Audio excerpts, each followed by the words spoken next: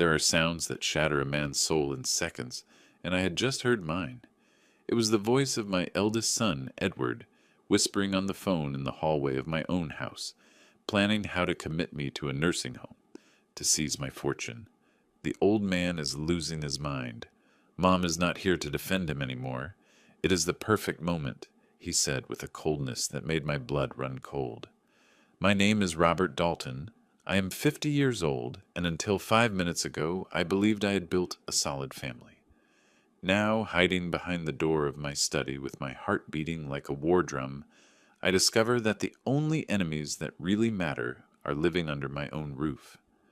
The conversation continued. Edward was speaking with his younger sister, Patricia, coordinating the details as if it were a military operation. I already contacted Dr. Harrison. He says that with his signature and mine, we can declare him incompetent. Edward said, Patricia, you handle the bank papers. I will handle the geriatric clinic. My hands trembled.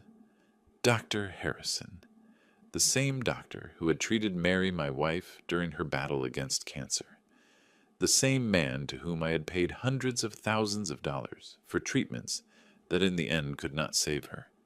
Now that same doctor was willing to sign my social death sentence for money. And what if he resists? Asked Patricia with a voice I did not recognize. The little girl I used to cuddle in my arms during thunderstorms now sounded like a stranger calculating my destruction. He cannot do anything. Once he is committed, we will have total legal power over his accounts, Edward replied. $25 million, Patricia. $25 million that we could be wasting while he stays alive, spending our inheritance on his whims. $25 million. The exact figure of my net worth calculated down to the last penny. They had done their homework. They had studied every investment, every bank account, every property that I had built with decades of working 18 hours a day. The money I had saved thinking of their future was now the motive for my condemnation. I slid silently to my desk. On it, the photographs of my children at their graduations looked at me with smiles that now seemed like masks. Edward receiving his law degree funded completely by me. Patricia with her business administration diploma every semester paid for with my sweat. Their successes built on my sacrifices were now the weapons they would use to destroy me. Edward's voice was getting closer. Tomorrow night, after dinner, we will tell him it is just a routine medical checkup. Once he is inside, Patricia, he is not coming out. His footsteps moved away toward the kitchen. I remained motionless for several minutes, processing the magnitude of the betrayal. It was not just the money. It was the meticulous planning, the coldness with which they had designed my disappearance. It was the fact that they had spent weeks, maybe months, building this plan, while I continued treating them like the children I believed they were. Mary. If my wife were alive, this never would have happened. She knew our children better than I did. She had always noticed certain signs that I, blinded by paternal love, had ignored. Eddie is very ambitious, Robert, she had told me once. And Patricia. Patricia is always calculating. I thought she was referring to their virtues. Now I understood that it had been a warning. I approached the window of my study. Outside, the garden that Mary had designed was still blooming. The roses we planted together the first year of our marriage now grew wild without her loving care. Everything we had built together was crumbling without her, including our children, but something inside me hardened. I was not the decrepit old man they imagined. At 50 years old, my mind was as sharp as ever, my body still strong, my business contacts intact. If they wanted to play dirty, I was going to teach them who their teacher had been. That night during dinner, I observed them as I never had before. Edward cut his steak with surgical precision, every movement calculated just like his plans for my future. Patricia smiled while telling me about her work at the marketing firm, but her eyes avoided mine. They acted normal, perfect, as if they had not been discussing my forced internment hours before. "How are you feeling, Dad?" Patricia asked, and in that apparently innocent question I detected the poison. She was evaluating my mental state, looking for signs of weakness. She could report to Dr. Harrison. "I have never felt better," I replied, holding her gaze until she looked away.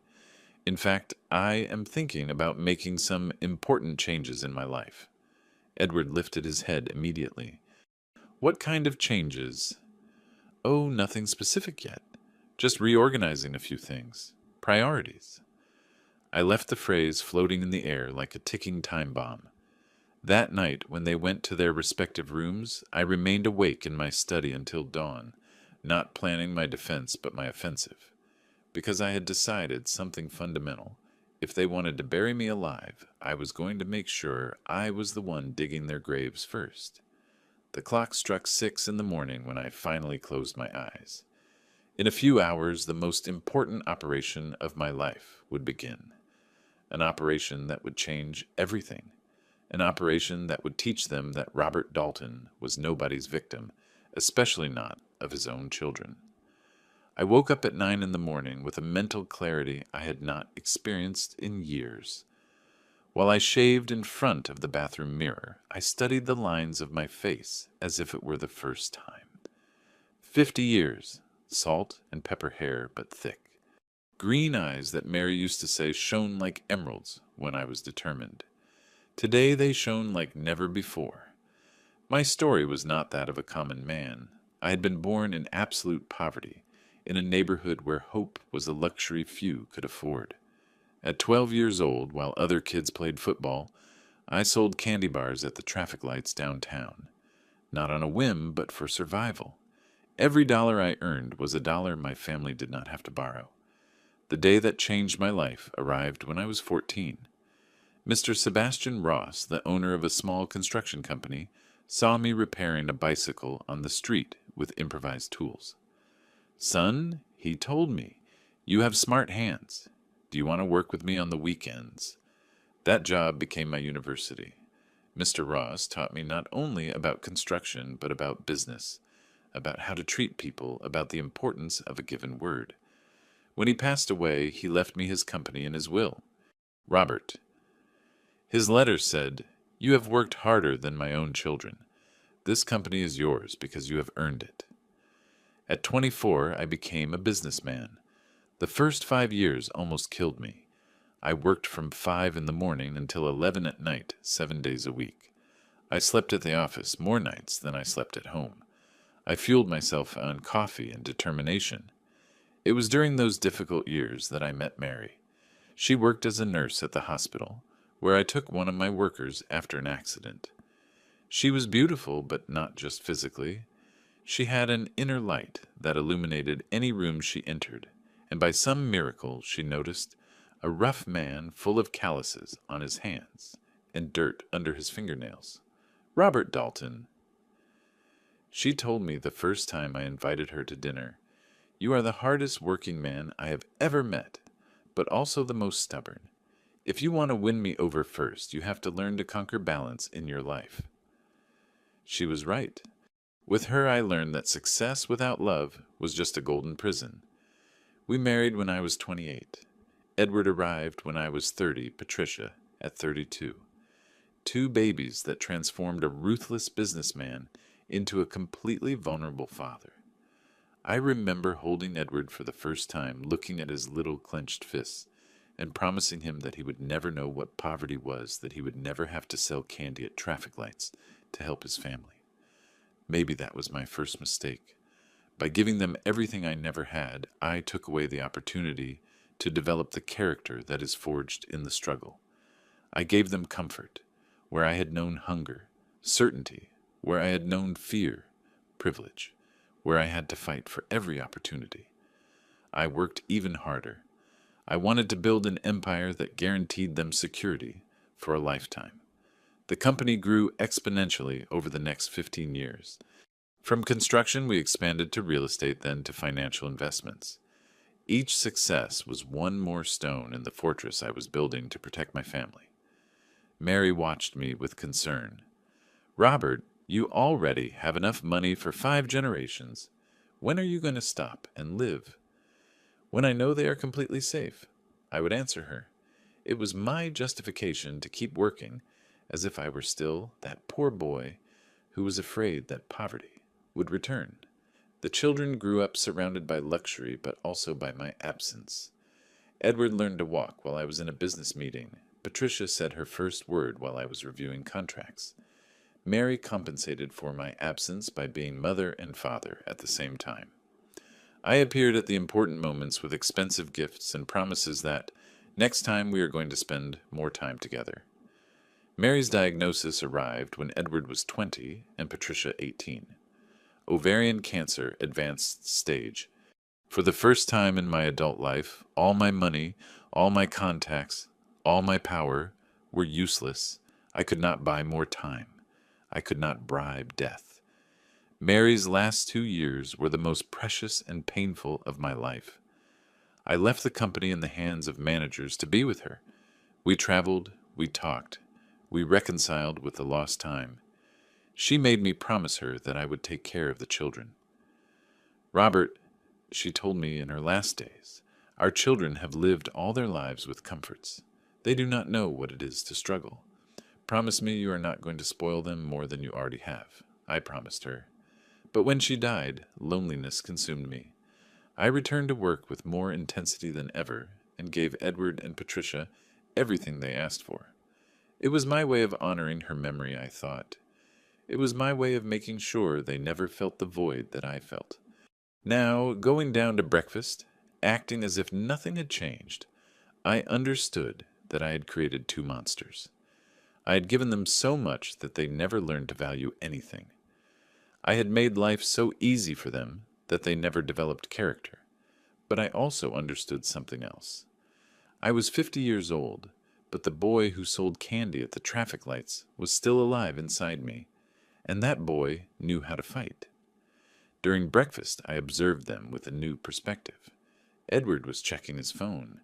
Patricia arrived impeccably dressed. I recognized their automatic smiles now as pure acting.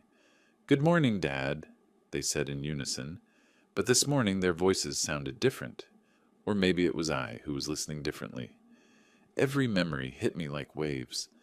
Edward at 5 years old crying because the other kids had cheaper toys, feeling different for having too much. Patricia at 7 years old manipulating Mary to get a pony.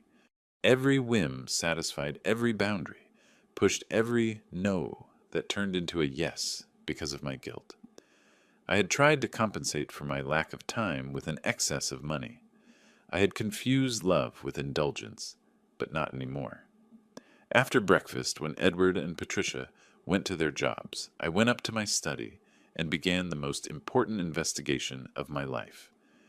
If I was going to face my own children, I needed solid evidence of their betrayal.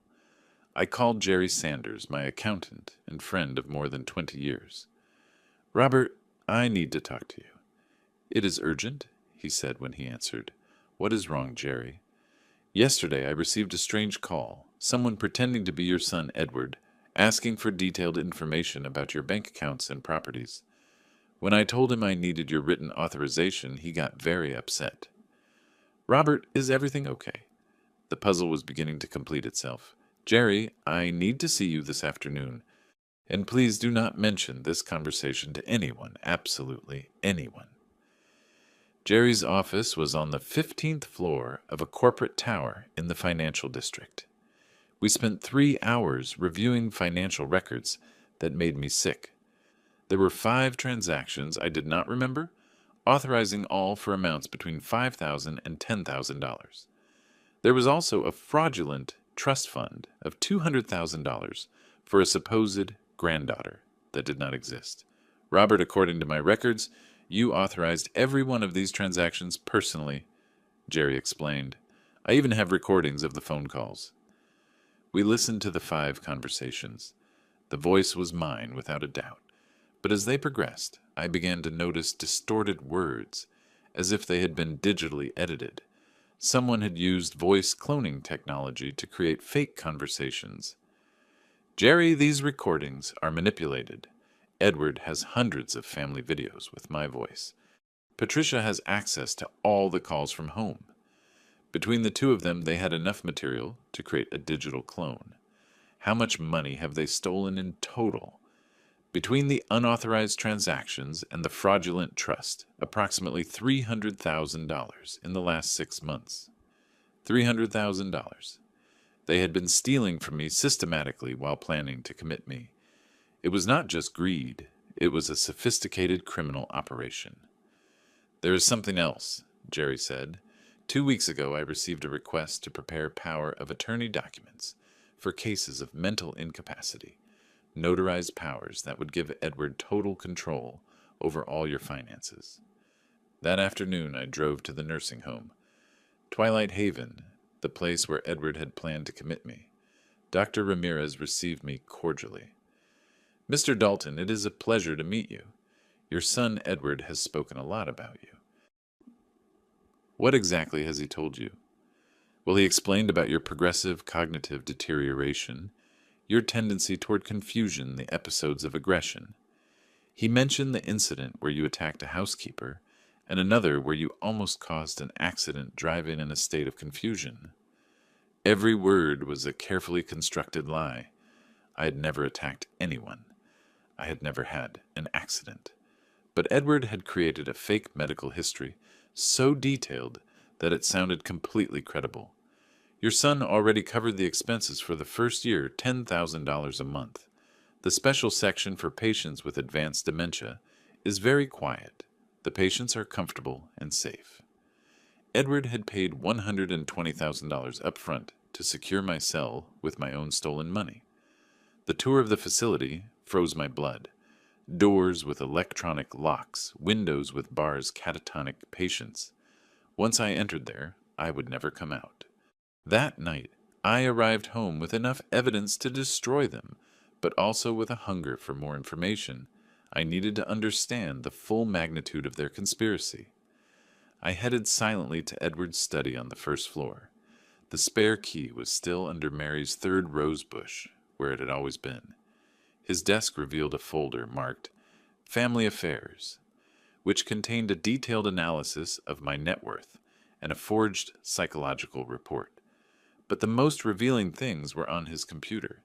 Emails between Edward Patricia and Luke Castle, a lawyer specializing in mental incapacity. The emails dated back 4 months. Edward L.C. We need the process to be irreversible. Once he is committed, there cannot be a way for him to regain legal control. L.C. With the psychological report we prepared and the testimony of Dr. Harrison, any judge will sign the order. Once inside 72 hours, he is considered automatically incompetent. Patricia and the assets, L.C. With the powers of attorney, you will have immediate total control. You can liquidate investments, sell properties, close accounts. I kept reading every email more nauseating.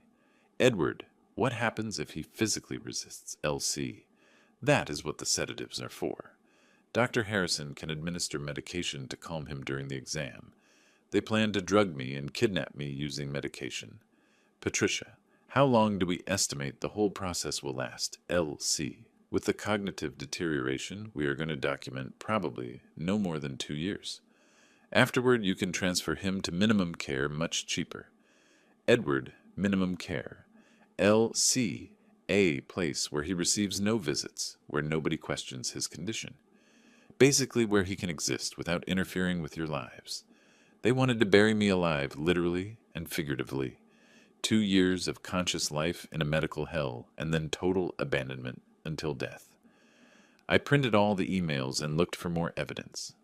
In the safe in my bedroom, using the combination that was my date of birth, I found documents that Mary had left. My wife had been investigating our children during the last months of her life. An audio recording labeled, "For Robert only if absolutely necessary," contained Mary's weak but determined voice. "Robert, if you are listening to this, our children have betrayed you, as I knew they would. They are not the people we raised, but I have a plan to stop them." The envelopes she had left contained contacts of private investigators and evidence that Edward had gambling debts of more than $300,000 and that Patricia had been embezzling money from her company. Mary had given me a complete arsenal to defend myself. She had also given me something more valuable, the confirmation that I was not losing my sanity. I was the victim of a criminal conspiracy planned by my own children, and tomorrow night they planned to execute it. I did not sleep that night. I stayed in my study organizing all the evidence. Edward's emails, the forged documents, Mary's recording, the proofs of financial fraud. At 6 in the morning, I called Ralph Donovan, the private investigator Mary had contacted. "Mr. Dalton," he told me after reviewing the documents. "In a 30-year career, I have never seen a case so documented and so brutal. Your children not only planned to rob you, but to completely destroy your legal identity. What options do I have? Legally, you have evidence to send them to prison for fraud, forgery, conspiracy to kidnap, and several other crimes. We are talking about sentences of 10 to 15 years each. What would be the alternative? Let them proceed with their plan until the last moment. We will be filming them, recording every conversation. When the moment of the medical evaluation arrives, we will have hidden cameras capturing everything. Afterward, you disappear voluntarily, leaving evidence that you knew of their plan from the beginning. The idea was intriguing but dangerous, and if they manage to drug me, we will have people infiltrated. The moment they try to sedate you, we intervene. But by then, we will already have video evidence of attempted kidnapping." I decided to proceed with the boldest plan. I spent the day preparing my complete disappearance. I discreetly liquidated $300,000 in cash. I modified my will completely, excluding Edward and Patricia, and packed a suitcase that I hid in the garage. At 2 in the afternoon, Patricia came to see me. "Dad, after the medical appointment, maybe you should stay for observation at the clinic for a few days." "Stay for observation?" "Yes, for full evaluations. Edward and I are worried about leaving you alone here at home." The performance was perfect. She sounded genuinely worried, but I had read her emails planning my permanent internment. That afternoon, while Edward and Patricia went out to run errands, I completed the final preparations.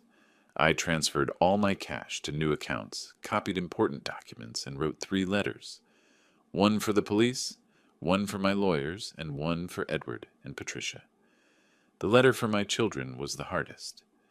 "Edward and Patricia, I know everything. Every email, every fake document, every stolen dollar. I know what you plan to do with me tonight. When you read this letter, I will already be gone, along with every penny you hope to inherit. You have lost a father, an inheritance, and your freedom, because everything is documented and is already in the hands of the authorities. Your father, who once loved you more than his own life." At 7 in the evening, Edward and Patricia returned smiling. "Ready to go to the doctor, Dad?" Edward asked. "Completely ready. In fact, I have never felt more prepared for anything in my life." Dr. Harrison's office was in a modern medical building. During the whole trip, they maintained casual conversation, but I knew that Ralph and his team were already in position with hidden cameras. Dr. Harrison's office was empty except for us. "Mr. Dalton, your children have told me a lot about you," he said with a smile that did not reach his eyes. "I am sure they have." He began with questions designed to establish mental deterioration. "Have you noticed changes in your memory and your ability to make decisions?" "Doctor, I feel perfectly fine. My memory is intact and my mind completely clear." Edward intervened immediately. "Dad, yesterday you did not remember where you put the keys. Last week you got confused about what day it was." More lies that Dr. Harrison noted carefully. "Mr. Dalton, paranoid accusations against family are a common symptom of dementia," he said when I mentioned they had been stealing my money. Patricia put her hand on my shoulder. "Dad, nobody has stolen anything from you. You are confused." It was a perfect performance for any observer, but the hidden cameras captured everything. "I think it would be beneficial to do a 72-hour evaluation," Dr. Harrison said, taking out a syringe. "I just need to administer a mild sedative for transport." There was the crucial moment. Is a sedative really necessary? It is for your safety and that of the medical staff, Edward said. At that moment, my phone rang. It was Ralph with the agreed code. The facility is compromised. Activate the exit protocol immediately. I need to use the restroom, I said, standing up slowly. Sure, second door to the left. As soon as I was out of sight, I ran toward the emergency stairs where Ralph was waiting for me. Did you get everything? Everything? High-definition video of the complete conspiracy audio of every lie, evidence of the attempt to sedate you against your will. Your children just committed multiple serious crimes in front of our cameras. We left through a back exit, while an ambulance arrived at the main entrance. They had planned to take me directly from the office to the clinic, without giving me a chance to change my mind. At 3 a.m, I returned to my house for the last time. Edward and Patricia were not there. They were probably still looking for me. I left the letter on the dining room table, along with copies of all the evidence. Then I took my suitcase and headed to the airport. On the plane to Montreal, I reflected on what I had lost and gained. I had lost 2 children, but I had regained my freedom. I had lost a family, but I had saved my life. Edward and Patricia had planned my end. Instead, I had orchestrated theirs. The flight to Montreal would last 8 hours, enough time for Edward and Patricia to discover the magnitude of what they had lost.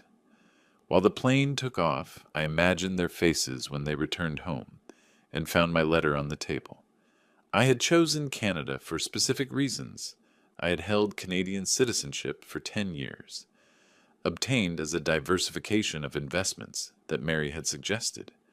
I also had business contacts in Toronto and Vancouver, and mainly Canada would facilitate my new life without legal complications.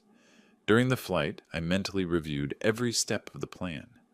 Ralph would have the full video edited and ready to deliver to the authorities as soon as he confirmed my arrival. The lawyers would file criminal charges on Monday morning. The plane landed in Montreal at 6:30 in the morning.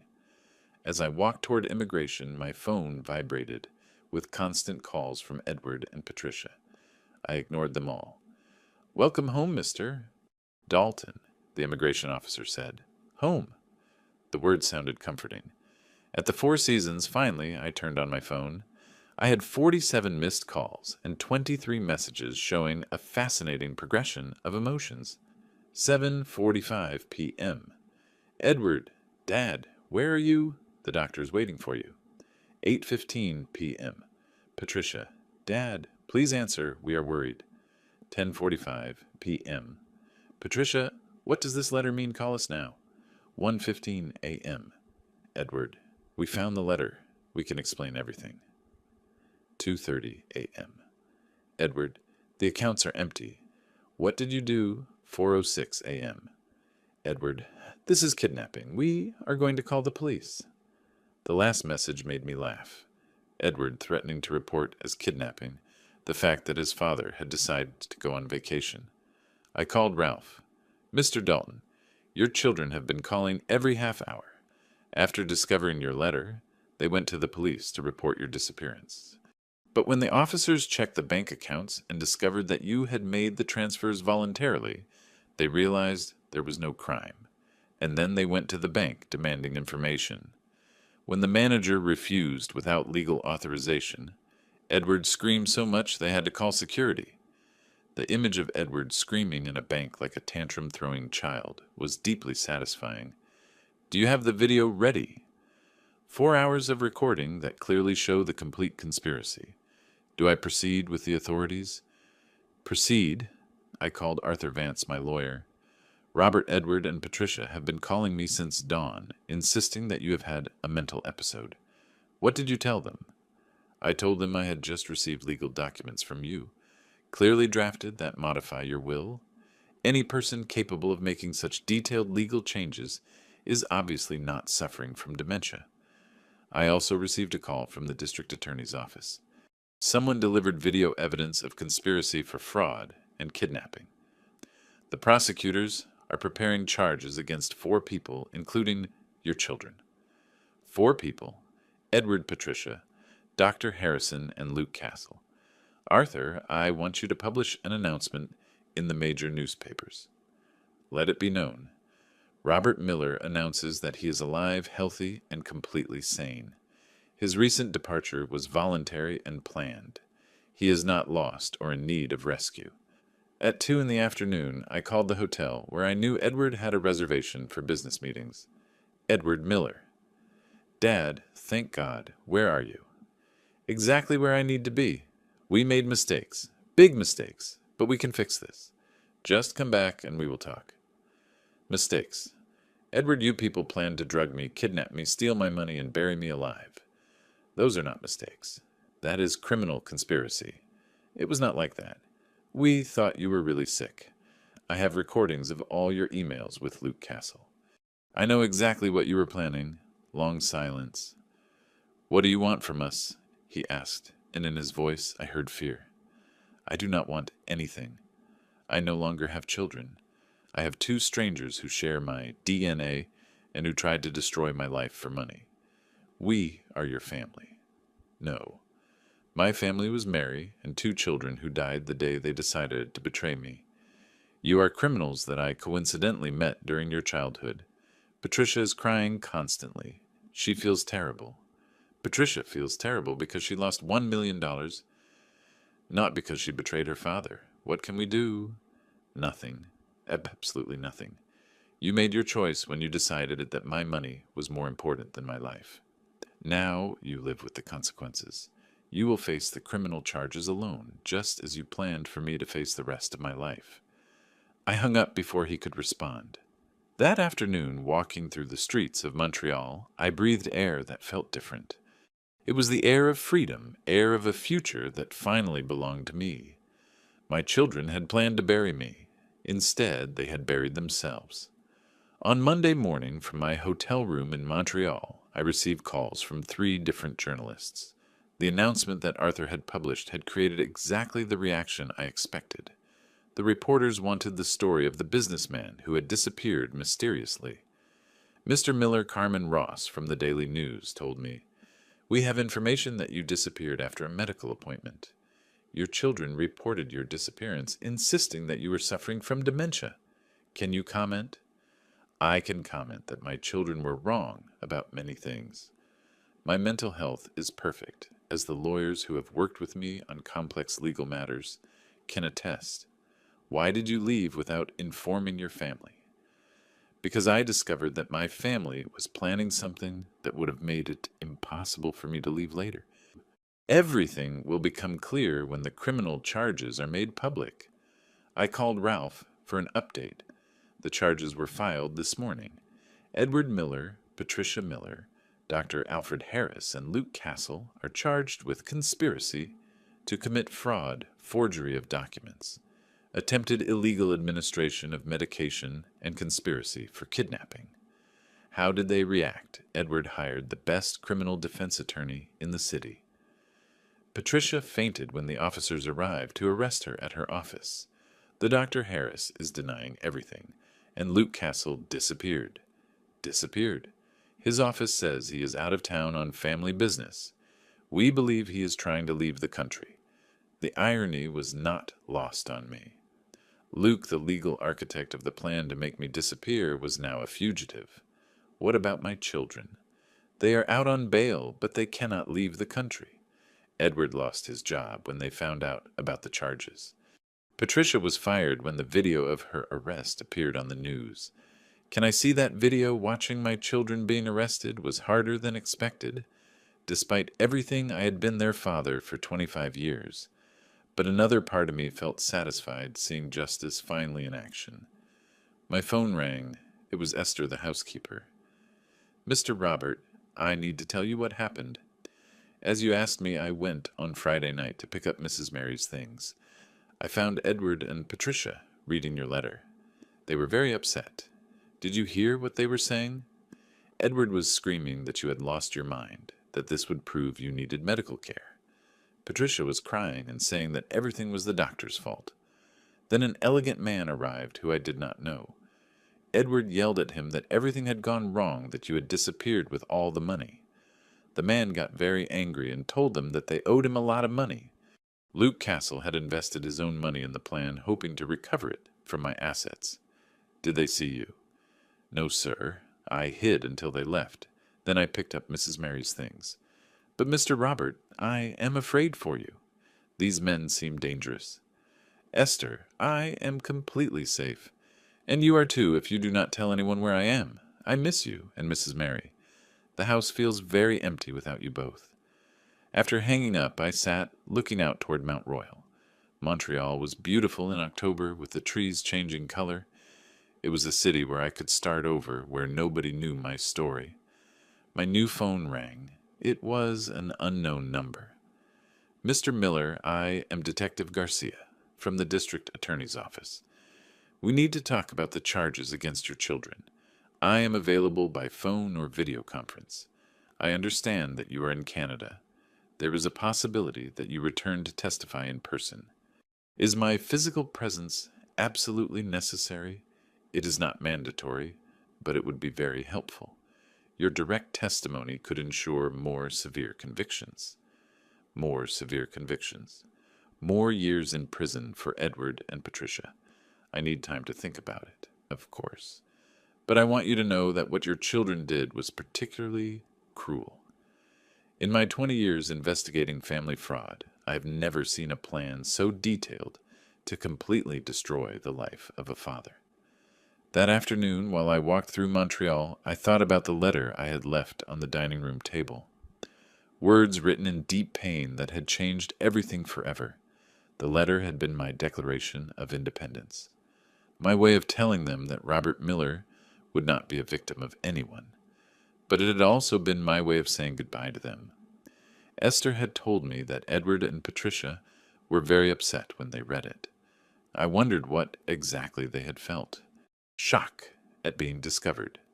Fear for the consequences, or maybe, for the first time, something resembling guilt. In that letter I had written that I hoped their plan had been worth it. Now I knew it had not been worth it. They had lost a father, an inheritance, their freedom, their jobs, their reputation, and probably their futures. All for money they never got to touch. The note on the table had been the end of a 30-year family history, but it had also been the beginning of something new, a life where I could finally trust the people around me because I had chosen them myself. 3 weeks after my arrival in Montreal, I received a call that would change everything I thought I knew about my children's conspiracy. Mr. Miller, I'm a doctor, Isabel Ramsey, an oncologist from St. Gabriel Hospital. I need to speak with you about something very important that we discovered during our investigation. My heart raced. What kind of discovery? During the police investigation, we reviewed all medical records related to your case. We found something in Dr. Harris's files that you must know. What is it about Mr. Miller? We found medical reports showing that you have advanced pancreatic cancer. According to these documents, Dr. Harris diagnosed you with the disease 6 months ago, but apparently never informed you. The world stopped. The words repeated in my mind like a distorted echo. Pancreatic cancer. 6 months. He never informed me. That is impossible. I would have noticed. I would have had symptoms. Mr. Miller, pancreatic cancer is known as the silent killer because symptoms appear very late. According to the studies, you had occasional fatigue, mild loss of appetite, and some abdominal pains that you attributed to stress. Every symptom resonated with truth. During the last few months, I had noticed subtle changes, but I had attributed them to the grief over the loss of Mary. Why would Dr. Harris hide this from me? That is the most disturbing part. We found emails between Dr. Harris and your children, where they explicitly discuss the diagnosis. Your children asked him not to inform you about the cancer. My children knew I have cancer. Not only did they know, but they incorporated it into their plan. According to the emails, they thought that if you died naturally in 6 to 12 months, they would inherit everything without complications. But then they decided that waiting was too much risk. The pieces of the puzzle fit together in a horrible way. My children had not only planned to rob me, they knew I was dying, and had decided that even 6 months was too much time to wait. Dr. Ramsey, what is my real prognosis? According to the studies, the cancer is in stage 4. Without treatment, you probably have between 3 and 8 months. With aggressive treatment, we could extend that to 12 or 18 months, possibly 2 years. 2 years? In the best case scenario. After hanging up, I sat in silence for hours. Everything made sense now. Edward's comments about my health, Patricia's insistence on regular medical checkups, their urgency to execute the plan. They had been vultures waiting for me to die, but too impatient for nature to follow its course. I called Ralph immediately. Ralph, I need you to investigate when Edward and Patricia found out about my diagnosis. I explained the revelation. Robert, this changes everything. Now we are talking about conspiracy to accelerate the death of a terminally ill person with the purpose of inheritance. Is that a separate crime? These are multiple crimes, each one more serious. Robert, this could mean sentences of life imprisonment for your children. That night, I did not sleep. I went out to walk through Montreal, processing not only that I was dying, but that my children had known it and used that information against me. I remembered recent conversations with new prospective Edward, asking me about retirement plans, Patricia suggesting that we should spend more time together while we can. It had all been acting while they waited for me to die. Ralph's email arrived at 2 in the morning. Robert, I found the emails I was looking for. Your initial diagnosis was in March. Edward and Patricia met with Dr. Harris 2 days later. There are emails discussing if they should accelerate the natural process or let nature follow its course. They had decided to intervene because I had started talking about changes in my will donations to charity foundations in memory of Mary. But there was something else that froze my blood. I also found evidence that they discussed more direct methods of accelerating your death. There are references to medications that could help the natural process without being detectable in an autopsy. They had considered actively killing me, not just robbing me. My phone rang. It was Patricia, sounding broken, desperate. Dad, I know you probably do not want to talk to me, but I need to tell you something about the cancer. What about the cancer? We know that you already found out. The detectives interrogated us. Dad, we did not know what to do regarding telling you or not. Dr. Harris said the shock could kill you faster. We said not to tell you because we wanted to protect you. Lies. Even now, facing criminal charges, Patricia continued lying. Patricia, I read your emails. I know you did not want to tell me because you thought I might change my will. Long silence. Then finally something that sounded like honesty. Yes, that was also a reason. We were scared. We had debts, financial problems. When we found out about the cancer, we thought it was a solution to all our problems. My death was a solution to your problems. We did not say that. We never said that. You did not have to say it, Patricia. You planned it. We are in pre-trial detention. Edward lost his license. I lost my job. Our lives are destroyed. Your lives are destroyed because you chose to destroy mine first. Is there anything we can do? Any way to fix this? Yes, Patricia. You can face the consequences of your decisions like the adults you pretend to be. That night, finally, I understood the complete irony. My children had conspired to accelerate my death for money. Instead, they had accelerated the destruction of their own lives. And I, the man who was supposed to die, in silence now, had the power to decide exactly how much they would suffer for what they had done. The hidden truth had revealed that the betrayal was even worse than imagined, but it had also given me perspective on what really mattered in the time I had left. The cancer diagnosis changed everything. Not only did I know I was dying, but every day I had left was a gift that my children had tried to steal from me. Revenge was no longer just about justice. It was about taking back control of the time remaining to me. I called Detective Garcia from Montreal. Detective, I am ready to return to testify. Are you sure we know about your medical diagnosis? No one would expect you to make this trip. That is precisely why I need to do it. My children planned all this knowing that I am dying. I want a judge and jury to hear from my own voice what they tried to do to me. The trial will begin in 2 weeks. Will you be physically prepared? I looked out the window toward the mountains of Quebec. During the last few weeks, I had started to feel more pronounced symptoms: fatigue, weight loss, abdominal pains. But my mind remained completely clear. I will be prepared. The flight back to the States was surreal. I was returning not to reunite with my family, but to testify against it.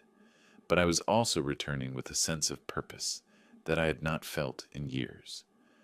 Ralph picked me up at the airport. The additional charges related to the concealment of your diagnosis have been filed. Edward and Patricia now face the possibility of 30 years in prison each. How have they reacted? Edward continues to maintain that everything was a misunderstanding. But his story crumbles when we confront the emails about accelerating your death. And Patricia is cooperating completely. Her lawyer is negotiating a plea deal in exchange for testimony against Edward and the other conspirators. Patricia was betraying Edward, just as they had tried to betray me. There was a poetic justice in that. Her testimony is devastating, Robert. She describes in detail how Edward orchestrated everything, how he pressured Dr. Harris to hide your diagnosis, even how they considered more direct methods to accelerate your death. More direct methods. According to Patricia, Edward researched medications that could worsen your condition without being detectable.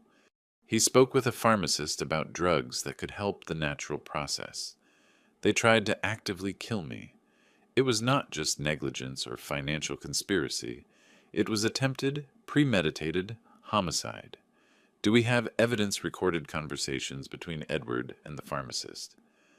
The pharmacist got nervous and decided to record the conversations as legal protection. The night before the trial, Patricia called me from jail. Dad tomorrow is going to be horrible for all of us. It is going to be horrible for you guys. For me, it is going to be liberating. Liberating. For months, I have carried the guilt of having failed as a father. Tomorrow, a jury will hear exactly what kind of people you became, and they will understand that it was not my fault.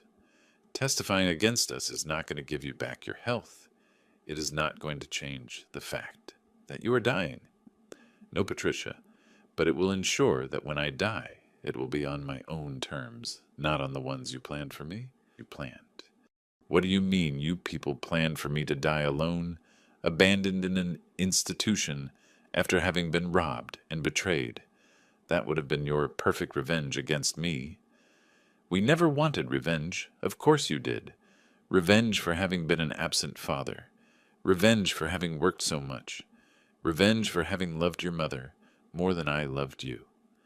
Long silence. Finally, Patricia spoke with a voice that sounded like the little girl she had been. Yes, we were angry with you for all those reasons, and you decided to punish me in the cruelest way possible. Yes, it was the first honest admission I had heard. Well, Patricia, tomorrow you are going to discover that my revenge is much more perfect than yours. What revenge you plan to destroy my life in secret? My revenge is going to be completely public. Everyone is going to know exactly what kind of people you are. You are going to carry that shame for the rest of your lives. And the most beautiful thing is that while you are going to spend the next 20 years in prison, I am going to spend my last months completely free. Free of you. Free of your manipulations. Free of any obligation to love you. You do not love us anymore. The man who loved you died the night I discovered your plan. You killed that man just as efficiently as you tried to kill me. The day of the trial, I arrived early. The media had turned the case into a national sensation. The businessman who discovered his children's conspiracy was a headline in all the newspapers. When I entered the courtroom, I saw Edward and Patricia with their lawyers. Edward looked at me with hate and desperation. Patricia kept her eyes down, but I looked directly at them without blinking, without emotion. They were strangers now, criminals who coincidentally shared my DNA. My testimony lasted 4 hours. I related every detail of their betrayal, every email, every lie, every moment of acting. I described how they had planned to drug me and kidnap me. I explained how they had hidden my medical diagnosis to use my death as part of their financial plan. The jury watched them with growing horror. Some had tears while I described the plan to bury me alive in a mental institution. When I finished, I looked directly at Edward and Patricia one last time. "Your Honor," I said to the judge, "these individuals killed my family as efficiently as if they had used poison. They killed something more valuable than my body. They killed my ability to trust, to love, to believe in human goodness. I hope that justice reflects the magnitude of what they destroyed. The perfect revenge was not sending them to prison. It was freeing myself completely from them while I still had time to enjoy that freedom. When I left the courthouse, I breathed air that tasted different. It was the air of a man who had finally closed the most painful chapter of his life. Edward and Patricia had planned my end. Instead, I had orchestrated theirs. 6 months after the trial, I write these lines from a small house facing the lake in Quebec, Canada.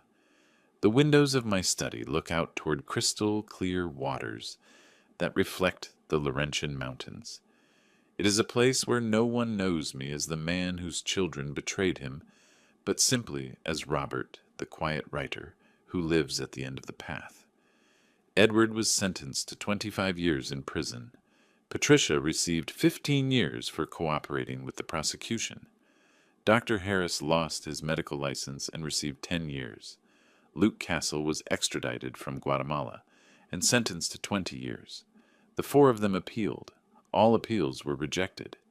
I have not spoken to Edward since the day of his sentencing. Patricia wrote me a letter 3 months ago asking for forgiveness and hoping for a reconciliation before I died. The letter remains unopened in my desk drawer. Some wounds are too deep to heal and some betrayals too complete to forgive. My cancer progresses, as the doctors predicted. I decided not to undergo aggressive treatments that would have given me a few additional months, but would have stolen the quality of those months. Instead of that, I chose palliative medicine and time to do the things I had never had the opportunity to do. I wrote a book not about my experience with my children, but about Mary, about our love, our dreams, the beautiful years we spent together. It was called Letters to Mary, a love that transcends death, and became a bestseller in the States and several Latin American countries. The royalties go completely to a foundation that I established to help elderly victims of family abuse. I learned French. At 51 years old with terminal cancer, I decided to master a language I had always wanted to speak. Now I dream in French occasionally, and I can read Quebecois poetry in its original language. I made real friends for the first time in decades. People who met me without knowing anything about my money or family history. Claude, the village baker who teaches me to make croissants on Sundays. Marguerite, the retired librarian with whom I discuss French literature while we drink tea. Jean-Pierre, the local fisherman who takes me in his boat around the lake and tells me stories of his youth. These people love me for who I am not, for what I can give them. It is a type of love that I had never experienced with my children, not even when they were small, because there were always transactions involved, expectations, subtle manipulations. I fell in love again. Her name is Amélie Dubois. She is a widow. She is 48 years old, and she is the doctor who manages my palliative care. We met professionally, but gradually developed a friendship that turned into something deeper. She knows that I am dying. I know that she is willing to love a terminal man because she understands that time does not determine the depth of feeling. Robert, she told me a few weeks ago while we walked along the path by the lake, do you regret having discovered what your children were planning? Would it have been easier to have died without knowing the truth? No, I answered after thinking carefully. It would have been easier, but it would not have been really living.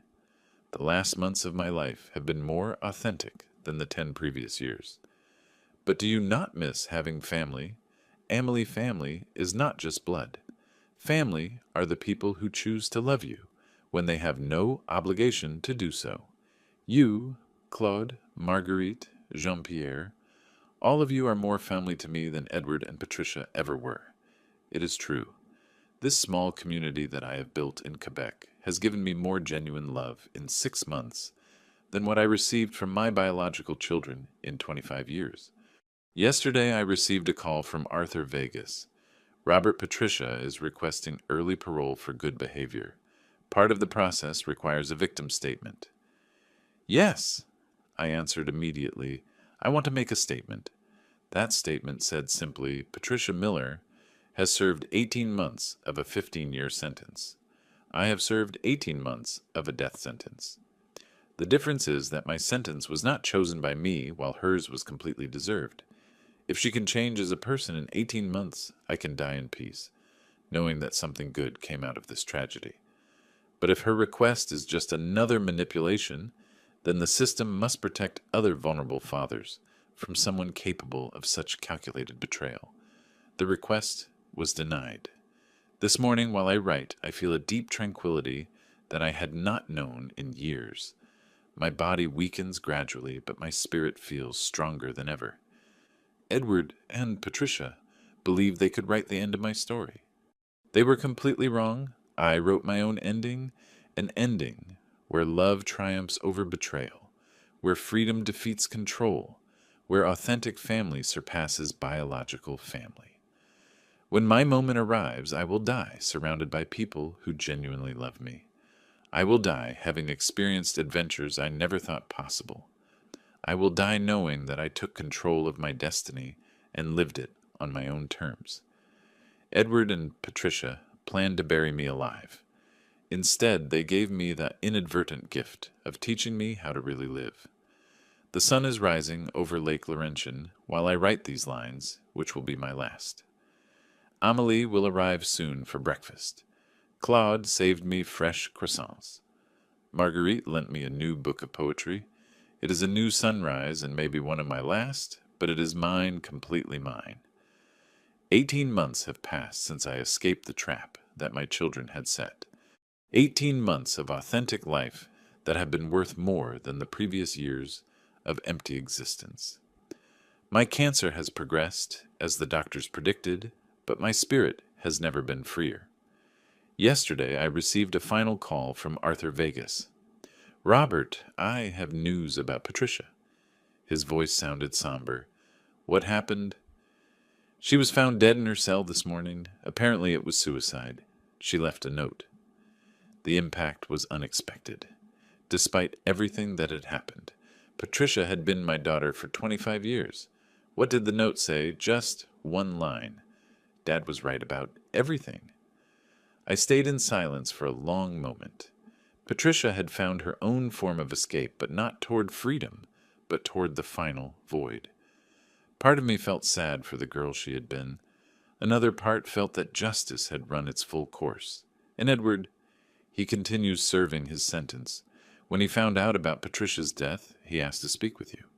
I told him it was your decision. I answered without hesitation. I no longer have anything to say to Edward, and he has nothing that I need to hear. That conversation made me reflect on the concept of perfect justice. I had sought revenge, but what I had found was something more valuable. Complete freedom from the people who had tried to control my destiny. During these months in Quebec, I have learned what it means to really live. Every morning I wake up without the burden of false family expectations. Every day is full of small, authentic pleasures, genuine conversations, laughter without ulterior motives, love that is given freely without expecting anything in return. The Mary Miller True Love Foundation has helped more than 1,000 elderly victims of family abuse. Every month I receive letters from people who have escaped situations similar to mine, finding strength in my story.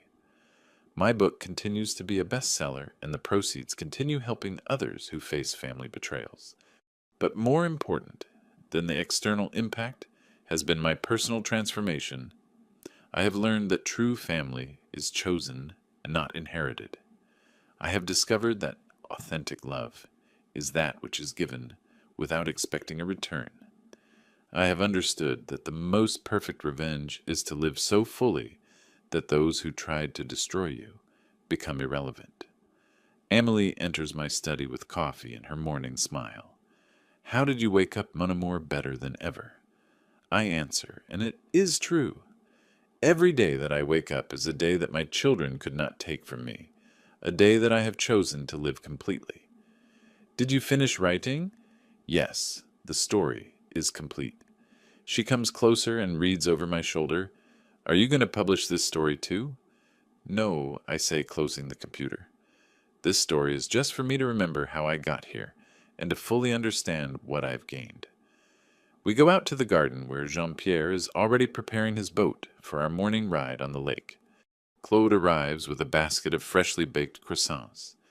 Marguerite appears with tea and the poetry book she promised to lend me. These are my chosen ones, my true family. People who love me for who I am not, for what I can give them. People who have enriched my last months more than my children enriched decades of my life. While we sail on the lake, I think of Mary. I know she would be proud of the decisions I have made, proud that I finally learned to distinguish between real love and manipulation, proud that I found the courage to choose my own happiness over toxic family expectations. The water reflects the mountains and the perfect blue sky. It is a perfect metaphor for my current life. Clear, serene, reflecting only beauty. Robert, Jean-Pierre says while he handles the rudder, do you ever regret having left your previous life? Never. I answer without hesitating. The life I left behind was not really life. It was existence conditioned by fear, guilt, and false obligations. This life, even knowing it will be short, is infinitely more valuable. In the afternoon, while Amelie and I walk along the path by the lake, she takes my hand. Robert, are you afraid? Of dying, no. I have lived more authentically in these months than in the 50 years prior. When my moment arrives, it will be the end of a life really lived, not the escape from an empty existence. I love you, she tells me simply, and I love you too, Amelie. More than I thought possible to love after everything I went through.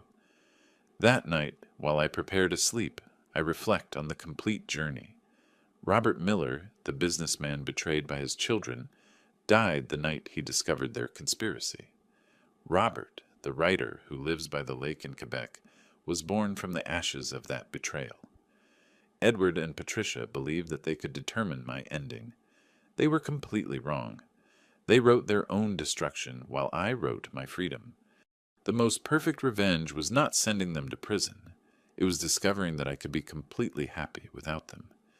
It was learning that real love exists and that it is never too late to find it. Tomorrow will be another day of authentic life, another day of real love, genuine friendship, and true purpose. Another day that no one can take from me because I have chosen it myself. And that makes all the difference in the world. The new sunrise is not just about the sun that rises every morning over the lake. It is about waking up every day knowing that I am completely free, completely loved, and completely alive. For the first and last time in my existence, I am truly happy.